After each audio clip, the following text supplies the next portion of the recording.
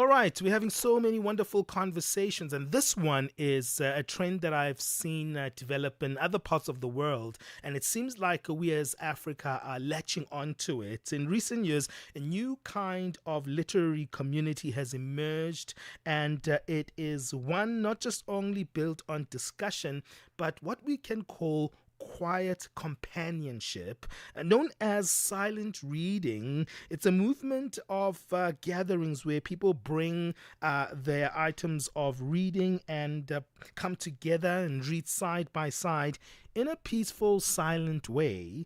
And it's wonderful when it happens in public spaces. I've seen that's what's happening in different parts of the world where there are public spaces that just for silent reading. And participants choose their own books, settle with a shared space such as a cafe or a library, or spend an hour immersed in the public domain, immersed in reading. Afterwards, some stay to chat while others simply enjoy the calm of collective solitude. Maybe at times they have an after party after the reading session where people just hang out and maybe have a bit of coffee and a few drinks. I'm going to be speaking about the silent reading movement with our guest. Zama Madinana is a member of the We Read What We Like Reading Society, and now we also have Thuthukani Ndlovu, who is an organizer of the Silent Book Club in Harare. So South Africa and Zimbabwe engaging on this one. Thank you both for giving us your time. Let's start with you, Zama. When did you start noticing these silent reading communities?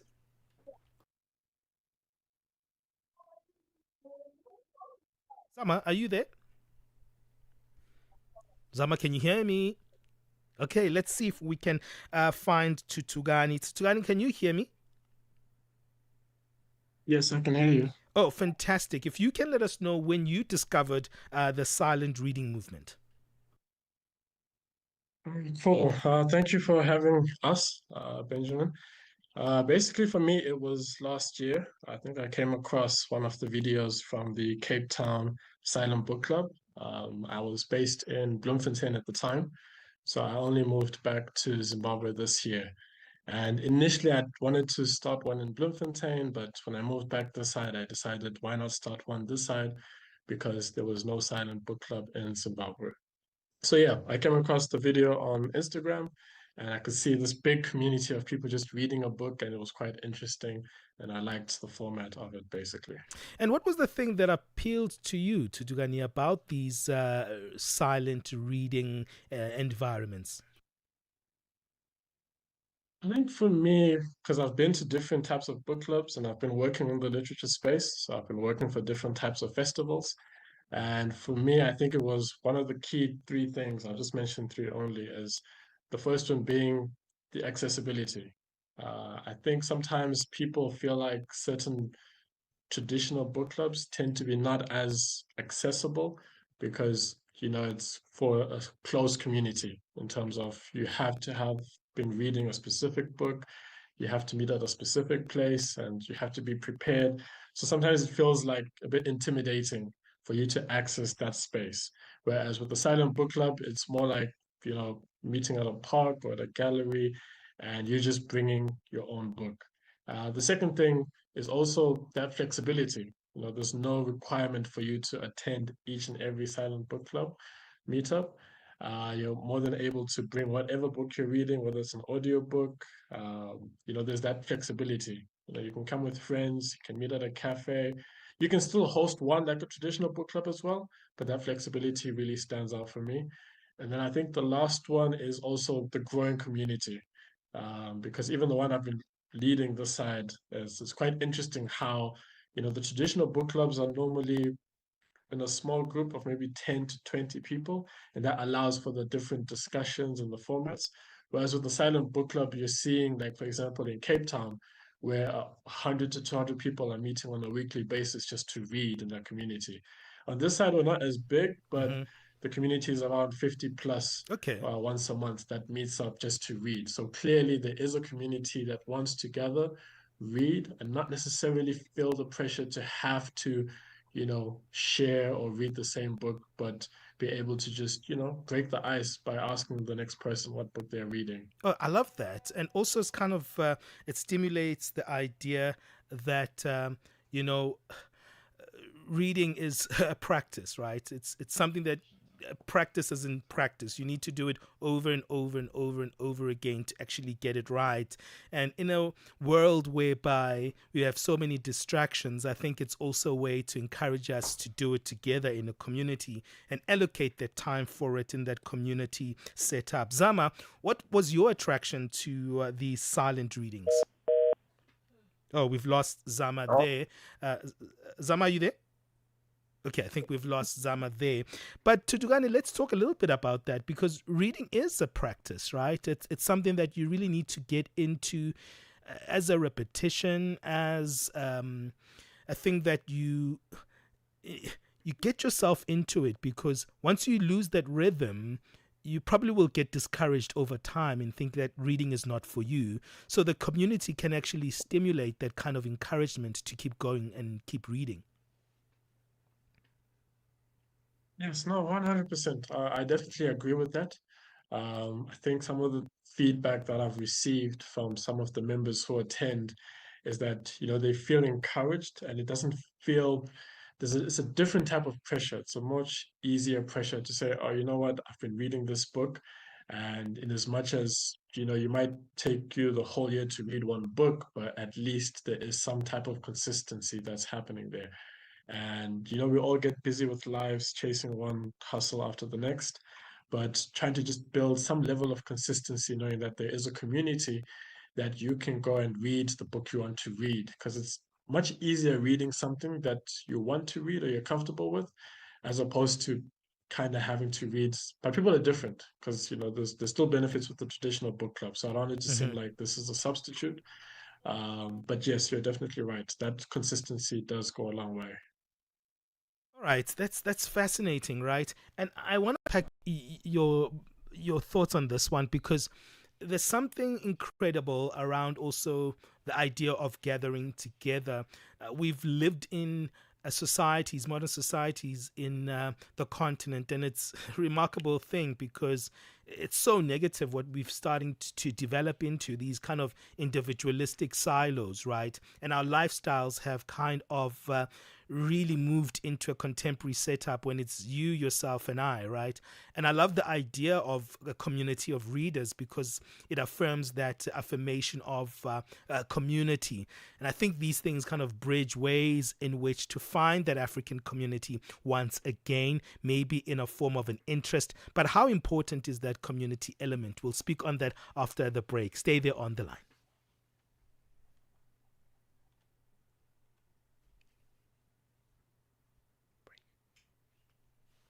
Siyabangena manje. Vito Jablan Kolele Imakota. Jablan is a young man from Guyana in Limpopo in South Africa. A very easy guy, taking things easy. To know me is to know that I love what I do, which I'm crazy about it. So when you hear me on radio, expect the best. Expect great music. Expect great content. Expect 180 minutes of nothing but fun. You'll find me on the morning reset, 3 to 6 a.m., Monday to Friday. Siyabangena baba. Ay. Mbuleke. Get Channel Africa on DSTV Audio Bouquet. Channel 802.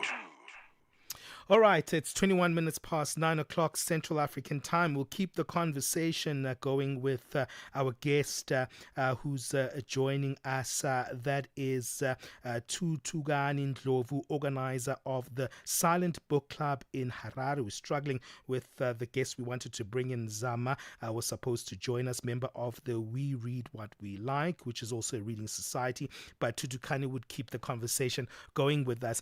Thuthukani, look, let's talk about that, the power of community.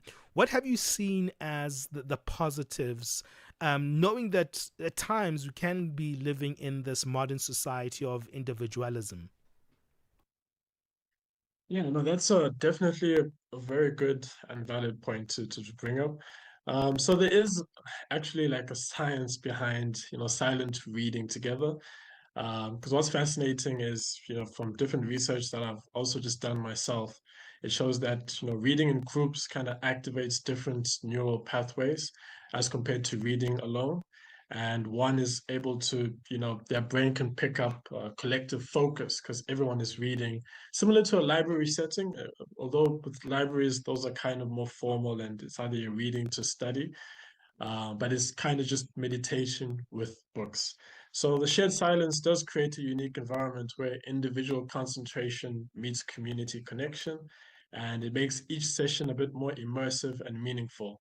And there's no pressure, like I said, to discuss after you've read, but it does create a nice pathway if you know that, okay, I'm reading this book, and after I read it, I can engage with other like minded people. And yeah, it kind of just makes one feel like they're not in this journey alone. They can learn about other books, they can meet new friends, or they can continue reading or have ideas. So that's kind of my feedback and what I've seen as well in my Hmm. silent book club this side. Sure. I mean, someone would say, I hear you guys trying to intellectualize this thing of silent book reading and communities. It feels like it's creepy. You just get there and sit down and read, and you just have other people also reading. What's the point? It feels a little bit weird. How's the process in itself, in that silence? Is there no awkwardness? So there is nothing wrong with awkwardness. I remember one of the previous meetups we had where someone was like, it's a bit awkward after the silent reading, transitioning into the community, the networking and socializing. But that's the thing. There's nothing wrong with it. So we encourage people to embrace it, let things flow. With my silent book club, I don't make announcements, for example. People just come, arrive, find a place to sit. They know that 2 o'clock we start reading, 3 o'clock we slowly transition. People just start socializing with those next to them. So everything just happens kind of organically. There's no fixed, structure. Everyone knows that at 3 o'clock you can start to socialize, but you don't have to immediately close your book. So yeah, in my experience, I've just allowed the community to just grow into it. And eventually everyone's buzzing, everyone's chatting, we're taking photos, we build a collage with people holding their book, and it's a nice experience. So it's quite fluid and yeah, quite beneficial to the community that has enjoyed it so far. Hmm. Book readers, we can feel like we are hermits of sorts because we can spend the whole day indoors reading a particular book, but that also can make us feel separated from the experience of other readers, right? And I think this is a unique way of bringing that bridge together whereby, you can still read your book at home, but now and then you can go to a community of other readers and experience the community itself. Um, the quietness and the loneliness of reading to be accompanied by this silent reading movement is something that I find is going to help many readers, because some people stop reading because they find it to be a lonely experience, right? And a too quiet of an experience. So I think this is wonderful to bridge for personalities that might be more extroverted but also enjoy reading, but also good for the introverted ones because it could force them to be in an environment where others are also kind of in the same interest. Yeah, 100%. I definitely agree with you. Once again, it just goes back to that fluid structure, if I can call it, that happens with the silent book club. So with the different chapters, yes, everyone's got their own unique ways of hosting theirs. But I think, yeah, like you said, we welcome introverts, kids, parents. I've seen some parents come with their kids to read, and it's a great experience because then even the kids are exposed to this community that basically it's almost like trying to make reading look cool. But like you said, it's important to just have that space that is as inclusive. I also want to just quickly touch on, I almost forgot, even for other communities that may not be well covered when it comes to certain literature initiatives. Mhm. So we're also trying to reach out to the blind community, the deaf Oh, community, say, wonderful. hey, come with your braille book and let's engage, expose people because I don't think there's enough opportunities for these type of communities. I like the idea of bringing communities that are marginalized but could have a keen interest in reading. How do you do that? Do you associate yourself with organizations or how do you find them in the communities? Yeah, that's also a good question. It's been a bit of a challenge, but I think the best way is to approach certain organizations that work with these communities. So, for example, I think it's this week or next week, that's where we'll be specifically targeting these communities because they know how best to reach the audience as opposed to just trying to come up with the best way ourselves. So I do have a friend, for example, who's hard of hearing and who teaches deaf students, and he's interested in the book club, and he's just tapping into these type of stakeholders that can then partner with us because they will know how best to communicate to these specific marginalized groups to ensure then that even in helping us prepare, because for example, students, not students, but when members are registering because it's free to attend as well. The person needs to be aware that, okay, if this person is deaf, do they have assistance? Do we need to prepare for that? So it's just these small things, even the space itself. If you have a blind member coming to read, we need to make sure that the space is conducive for them. If they want to order, and it's those small things that it's best to partner with organizations that have worked with these communities so that we're not doing it for the sake of ticking a box and saying, hey, we have these members, but we're not actually catering for their needs. Okay, I mean, that's wonderful. I mean, from you seeing this whole thing unfold, liking it from seeing what's happening in other countries and bringing it here to the continent, what have you noticed in terms of the idea of it? And how do you feel about the initiative itself as the initiator? Yeah, it's been interesting. I think from my side, because I've also struggled to keep up with traditional book clubs. But like I said, once I saw that video, I was like, this is for me. And in as much as, I try to attend other book clubs to read because I'm mostly just taking photos and handling admin. But for me, it's been worth the experience. Like I said from the beginning, just reading about it. I think last month, was it this month? Time flies. I think it was this month, yeah. The Silent Book Club initiative, because this was started by two ladies in the United States in San Hmm. Francisco. So they've started this kind of whole brand, and the brand celebrated 10 years. So Wow. the brand has been in existence for 10 years. And here, the Silent Book Club Harare chapter only started in March, Hmm. but we've grown to about over 300 Facebook group members, over 300 WhatsApp group members.